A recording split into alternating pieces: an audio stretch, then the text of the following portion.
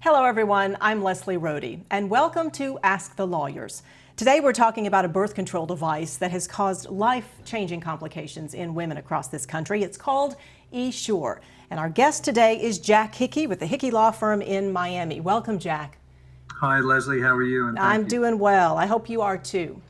Well, I'm doing great. What is Essure? Who is it marketed to? So Essure is a birth control device marketed to women. It is a device which was intended to be implanted without the use of surgery intravaginally. And so it was seen as a very easy thing. It is a series of coils to be implanted. After the coils are implanted, the thinking and the theory is that the tissue grows around it and forms blockage to the fallopian tubes, which prevents pregnancy. But I know, based on some experience I've had in reporting on these cases before, that there are some pretty major complications that have been reported. What are some of those? So there's a laundry list of major complications which have been reported for a long time. Of course, with any device, right, with any foreign device that you put into a body, and especially into the pelvic or into the peritoneal cavity, the abdominal cavity, any device you put into yourself, there's going to be a risk of migration, what's called migration medically, but it's moving around and going to a place where it's not supposed to be. And that's been found to be a major complication both within the pelvic cavity, right, and the abdominal cavity. So getting outside the pelvic cavity and actually in the abdomen. So that's a big problem because, the way Mother Nature made us, we're not supposed to have foreign objects in there. It can cut things, it can block things, it can make other tissue not function as it should, and of course cause pain just in general.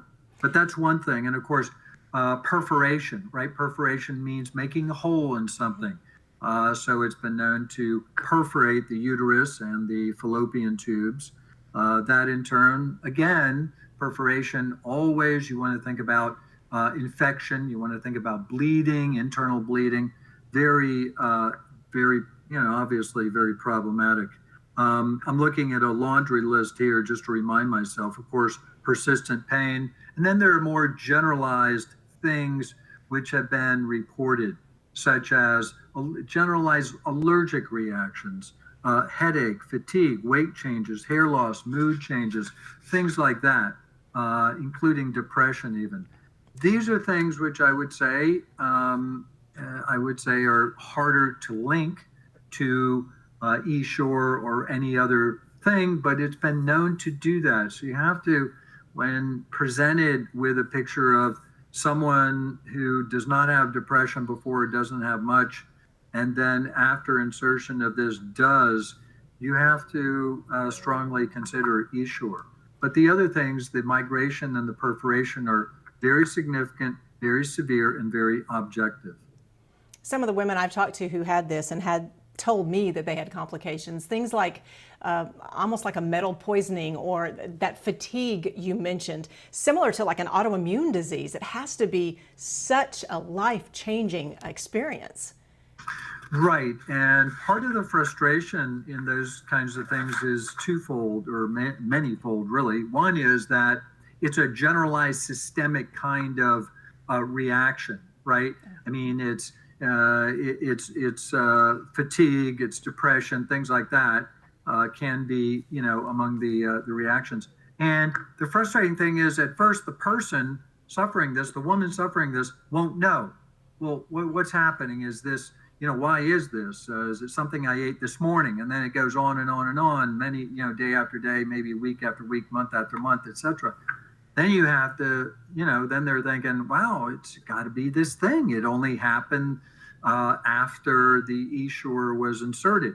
And then the frustration of the fact that it doesn't quit, right? The reaction doesn't quit.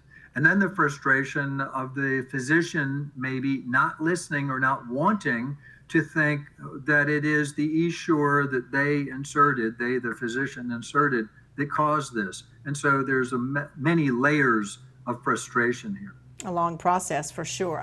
How long after this Essure is implanted have women started reporting these complications? So that's a really good question, and the short answer is nobody really knows. There's, people have reported days, people have reported weeks, people have reported months. So I have not seen research pinpointing this or providing any objective basis for this, but we have known cases of days and weeks and months. So it's that's sort of up in the air, and that's something that it really depends upon the individual. So it might be really easy to think, so if you're having these complications, why don't you just get it taken out? But from what I understand, it's not that easy. Right, it's not that easy with any implanted thing which is supposed to have tissue growing around it, right? It is not easy to just take it out, because then after a while, you're looking at taking out maybe a massive amount of tissue. And so then it becomes a very big procedure with a lot of complications potentially and a lot of considerations before you go do that. One of the women I talked to said her doctor told her she had to have a hysterectomy. And that really changed the course of her life. She was planning on having more kids in the future.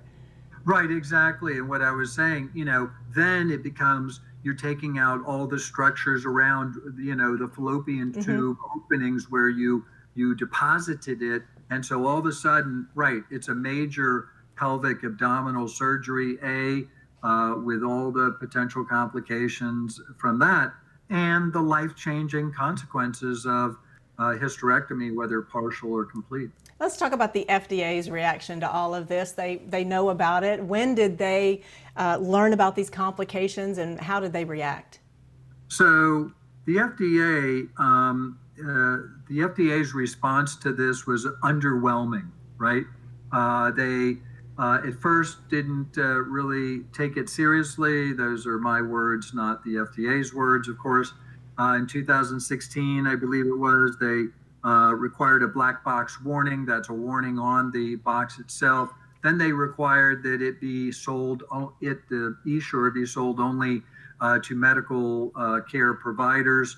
But the United States, as in many things, but only in the last several years, the United States has been behind Europe on this, because in Europe, the EU banned it long before the United States sales ceased.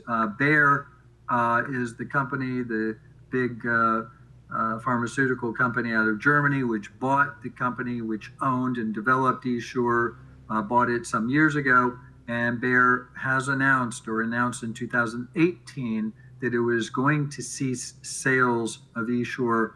I believe it was by the end of last year, 2018. Okay, so it's not on the market any longer, but what if a woman did have it implanted during those years? It was for sale, and now she's having complications, and she perhaps is even watching this and says, hey, this could be because of my Essure. What should she do? So what she should do is right away go to her physician, go to the OBGYN, and have this documented and be very clear and be very concise about the fact, all the symptoms that she's experiencing and when she started experiencing it and when that was implanted. The physician that she goes to may not be the physician who implanted it for one reason or another. Fine. So what I recommend when people go to physicians, if what I do is I go to a doctor and I forget half the things that are wrong with me, right? Or gee, I forgot to mention to him or her this thing. I say, think about it, write it down, type it out, type out a list of what problems you're having, complaints, that's just the medical term for it, but what problems and complaints you're having, and when they started, and what the date of that insertion was of the Essure. All right. Well, that's the first thing. And then, of course, you might want to consider bringing a claim and calling a lawyer who does these cases. The takeaway, Jack, here is what for people who maybe have had a device like this implanted or are considering having another type of device implanted? Well, the takeaway is look before you leap, be very cautious. Just because it's on the market does not mean that it is safe. There's any metal, this is involves a metallic device, any metallic device or anything really you're putting into the body which is not designed to dissolve or go away is subject to rejection by the body. That's just the way Mother Nature made us. And so you have to be very cautious and think about maybe this is not the right course for me. Great information today, Jack. As always, thank you so much for spending time with us. Thank you.